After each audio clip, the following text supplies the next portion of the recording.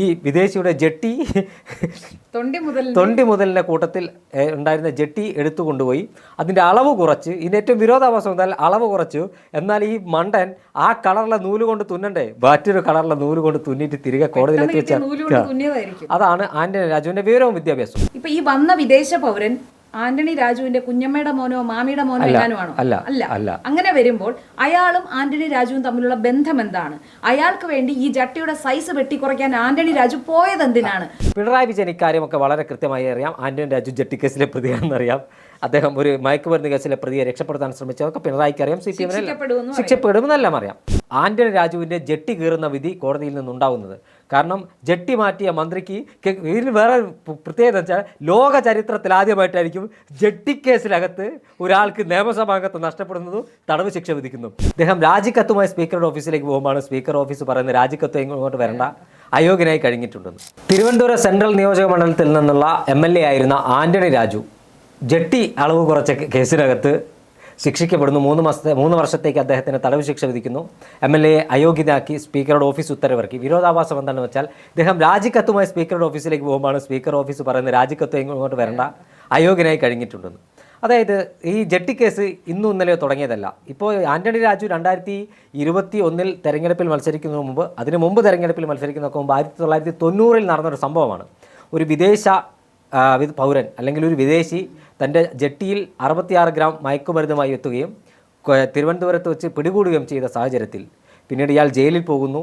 ഈ വിദേശിയുടെ ജട്ടി തൊണ്ടി മുതലിൻ്റെ കൂട്ടത്തിൽ ഉണ്ടായിരുന്ന ജട്ടി എടുത്തു കൊണ്ടുപോയി അതിൻ്റെ അളവ് കുറച്ച്, ഇതിൻ്റെ ഏറ്റവും വിരോധാഭാസം എന്നാൽ അളവ് കുറച്ചു. എന്നാൽ ഈ മണ്ടൻ ആ കളറിലെ നൂല് കൊണ്ട് തുന്നണ്ടേ, മറ്റൊരു കളറിലെ നൂല് കൊണ്ട് തുന്നിയിട്ട് തിരികെ കോടതിയിലെത്തി വെച്ചാൽ അതാണ് ആന്റണി രാജുവിൻ്റെ വിവരവും വിദ്യാഭ്യാസവും. ആന്റണി രാജു CPM ആന്റണി രാജു ഉപയോഗിക്കുന്ന തീരദേശത്ത്, തിരുവനന്തപുരത്തിൻ്റെ തീരദേശത്ത് ലത്തീൻ സമുദായത്തിൻ്റെ ഇടയിൽ വലിയ സ്വാധീനമുള്ള നേതാവാണ്. അക്കാര്യത്തിൽ ഒരു തർക്കവുമില്ല. ആന്റണി രാജുവിൻ്റെ ജനാധിപത്യ കേരള കോൺഗ്രസ് എന്ന പാർട്ടിയിൽ 4 ആൾ തികച്ചില്ല. ഒരു ഓട്ടോറിക്ഷയിൽ സംസ്ഥാന സമ്മേളനം നടത്താനുള്ള ആളുകൾ പോലും ആ പാർട്ടിക്കകത്തില്ല.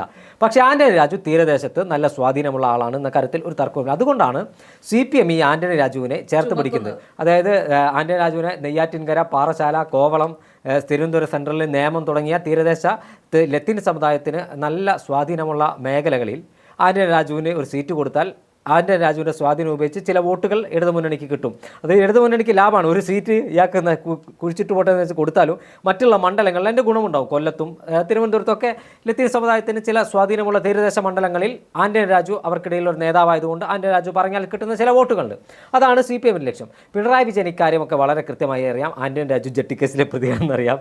അദ്ദേഹം ഒരു മയക്കുമരുന്ന് കേസിലെ പ്രതിയെ രക്ഷപ്പെടുത്താൻ ശ്രമിച്ചതൊക്കെ പിണറായിക്ക് അറിയാം. CPM ശിക്ഷപ്പെടുമെന്നെല്ലാം അറിയാം. കാരണം ആന്റണി രാജു തനിക്കെതിരെ ശിക്ഷ ഉണ്ടാവരുത് എന്ന് പറഞ്ഞ് സുപ്രീം കോടതിയിൽ പോയിട്ട് സുപ്രീം കോടതിയാണ് പറയുന്നത് ഈ കേസിൽ വിധി പ്രസ്താവം നടത്തണം. നെടുമങ്ങാട്ടെ പ്രത്യേക ജനപ്രതിനിധികളുടെ പ്രത്യേക കോടതിയിൽ കേസ് വരുന്നത് സുപ്രീം കോടതി വിധിയുടെ അടിസ്ഥാനത്തിലാണ്.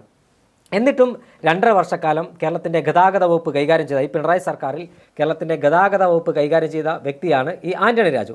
എന്തായാലും ആന്റണി രാജുവിനെ പോലെ ഉള്ള ഒരാളെ, അല്ലെങ്കിൽ മയക്കുമരുന്നിനെതിരെ വലിയ പ്രതിരോധം തീർക്കുന്ന CPM, അതിൻ്റെ പോഷക സംഘടനകൾ DYFIയും SFIയും എല്ലാം തെരുവുകളിലും ക്യാമ്പസുകളിലും ഞങ്ങൾ മയക്കുമരുന്നിനെതിരെ പോരാട്ടം നടത്തുന്നവരാണെന്ന് പറയുന്ന അതേ സമയത്താണ് 2021 പിണറായി വിജയൻ സർക്കാരിൻ്റെ ആദ്യ 2.5 വർഷം കേരളത്തിൻ്റെ ഗതാഗത വകുപ്പ് മന്ത്രിയായി ആന്റണി രാജു മയക്കുമരുന്ന് കേസിൽ പിടിക്കപ്പെട്ട പ്രതിയുടെ ജട്ടി മുറിച്ച് അളവ് കുറച്ച വ്യക്തി മന്ത്രിയായി സത്യപ്രതിജ്ഞ ചെയ്ത് മന്ത്രിസഭയിൽ തുടരുന്നതും ഈ മന്ത്രിസഭയുടെ കാലാവധി അവസാനിക്കാൻ കേവലം 4 മാസം ബാക്കി മാത്രമുള്ളപ്പോൾ ആണ് അദ്ദേഹത്തിൻ്റെ MLA സ്ഥാനം പോകുന്നതും. അദ്ദേഹം മുഖ്യമന്ത്രി പിണറായി വിജയൻ അടക്കം ഇരിക്കുന്ന ഇടതുമുന്നണിയുടെ CPM സംസ്ഥാന സെക്രട്ടറി MV ഗോവിന്ദനും CPI സംസ്ഥാന സെക്രട്ടറി ബിനോയ് വിശ്വവും അതോടൊപ്പം തന്നെ മന്ത്രിസഭയിലെ മന്ത്രിമാരായ മാത്യു ടി തോമസും കടന്നപ്പള്ളി രാമചന്ദ്രനും AK ശശീന്ദ്രനും KB ഗണേഷ് കുമാറും എല്ലാം ഇരിക്കുന്ന TP രാമകൃഷ്ണനെ പോലെയുള്ള LDF കൺവീനർ LDF യോഗത്തിൽ തൻ്റെ ജനാധിപത്യ കേരള കോൺഗ്രസിനെ പ്രതികരിച്ച് പോയിരിക്കുന്ന മന്ത്രിയാണ് അല്ലെങ്കിൽ പ്രതിനിധിയാണ് ഈ ആന്റണി രാജു. ഇത്തരത്തിലുള്ള ഒരാളെ പിണറായി വിജയൻ ഇന്നലെ വരെ സംരക്ഷിച്ചിട്ടുണ്ട്. കോടതി വിധി വന്നപ്പോൾ പിണറായിക്ക് പിന്നെ ഒന്നും പറയാനില്ല. എന്ത് സന്ദേശമാണ് ഇവർ കേരളത്തിലെ ജനങ്ങൾക്ക് നൽകുന്നത്? അതായത് തെരഞ്ഞെടുപ്പിന് മുൻപ് മദ്യവർജനമാണ് ലക്ഷ്യം എന്ന് പറഞ്ഞ് ക്യാമ്പയിൻ ചെയ്ത് സിനിമാ താരങ്ങളെ ഉപയോഗിച്ച് ക്യാമ്പയിൻ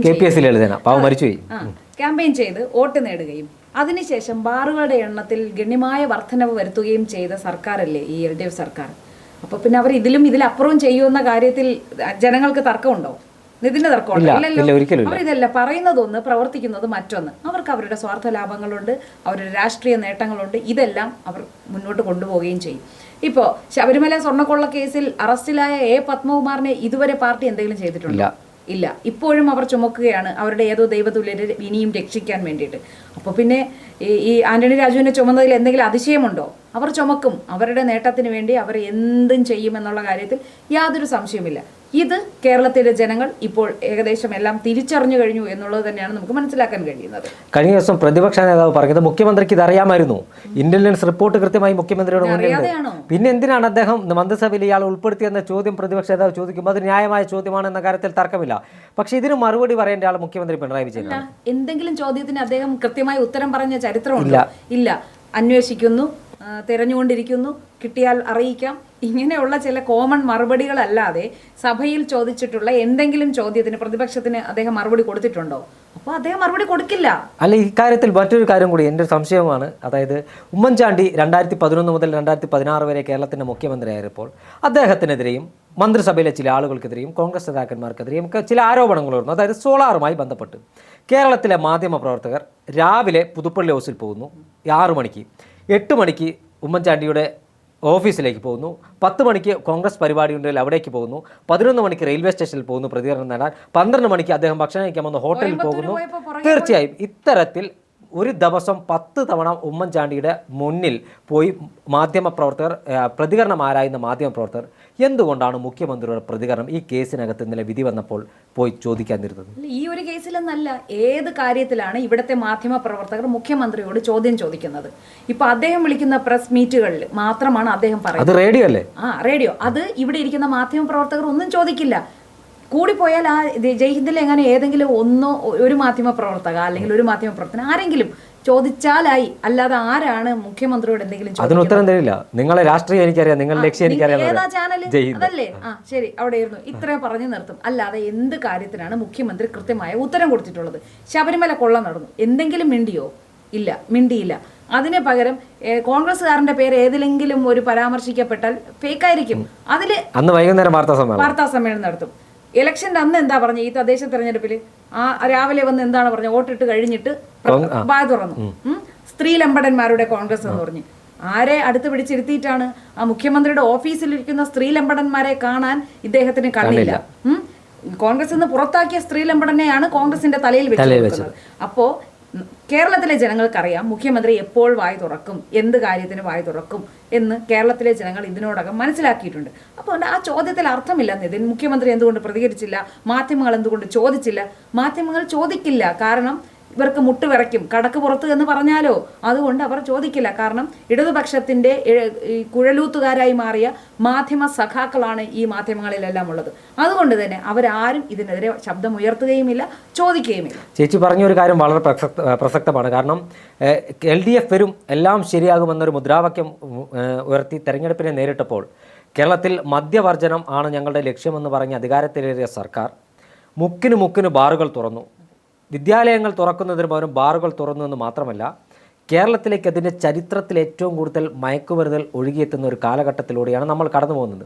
ഒരു കാലത്ത് മയക്കുമരുന്നിൻ്റെ ഹബ്ബായിരുന്നു പഞ്ചാബെങ്കിൽ രാസലഹരിയുടെ ഹബ്ബായി കൊച്ചി അടക്കമുള്ള മെട്രോ നഗരങ്ങൾ മാറുകയാണ് കേരളത്തിൽ.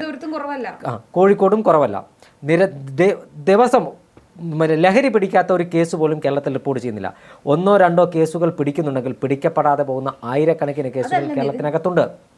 അതല്ല നിതിൻ, ഈ പിടിക്കപ്പെടുന്നത് ആരാണ്? ഏറ്റവും താഴേക്കിടയിലെ തീർച്ചയായും കുറച്ച് അളവുമായി പോകുന്നവർ, 500 രൂപയ്ക്ക് ഇത് വാങ്ങി ഉപയോഗിക്കാൻ പോകുന്നവൻ, അവരാണ് പിടിക്കപ്പെടുന്നത്. അതിന്റെ മുകളിലേക്കുള്ള ആൾക്കാരിലേക്ക് എന്തുകൊണ്ട് അന്വേഷണം എത്തുന്നില്ല?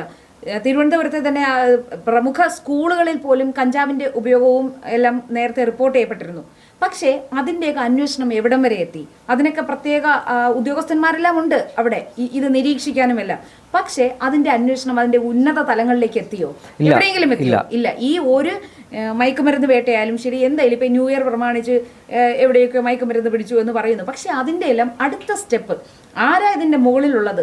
അത് എപ്പോഴെങ്കിലും എത്താറുണ്ടോ? ഇല്ല. താഴേക്കടയിലുള്ളവർ മാത്രം ബലിയാടുകളാവുന്നതല്ലാതെ എന്തൊക്കെയോ കാട്ടിക്കൂട്ടുന്നു എന്നല്ലാതെ ഇതിന്റെ യഥാർത്ഥത്തിൽ ഇവിടെ ഇതിന്റെ സോഴ്സ് എവിടെ നിന്നാണ് അത് ഇന്ന് വരെ ആരെങ്കിലും കണ്ടെത്തിയിട്ടുണ്ടോ? ഇല്ല. അതിലേക്ക് അന്വേഷണവും പോകാറില്ല. അതുപോലെ ഇത്തരത്തിൽ മയക്കുമരുന്ന് കേസുകളുമായി ബന്ധപ്പെട്ട വൻ സ്രാവുകൾ പുറത്തുനിന്ന് കണ്ടു ചിരിക്കുന്നു. പണമുണ്ടാക്കുന്ന 500 രൂപയ്ക്ക് വേണ്ടി കരിയറായി പോകുന്ന ആളുകളെ പിടികൂടുകയാണ്. അതേ സാഹചര്യത്തിലാണ് അതേ കുറ്റകൃത്യം ചെയ്ത ഒരു വ്യക്തിയാണ് ഈ ആന്റണി രാജു എന്ന് പറയുന്ന വ്യക്തി. ഈ ആന്റണി രാജു കുറ്റകൃത്യം മാത്രം ചെയ്തതെന്ന് പറയാൻ പറ്റില്ല. കാരണം ഒരു വിദേശിയാണ് കേരളത്തിലേക്ക് ഡ്രഗ്സ് എത്തിക്കുന്നത്. 1990കളിൽ കൊക്കെയിൻ എന്താണെന്ന് കേരളം കേട്ടിട്ടില്ല.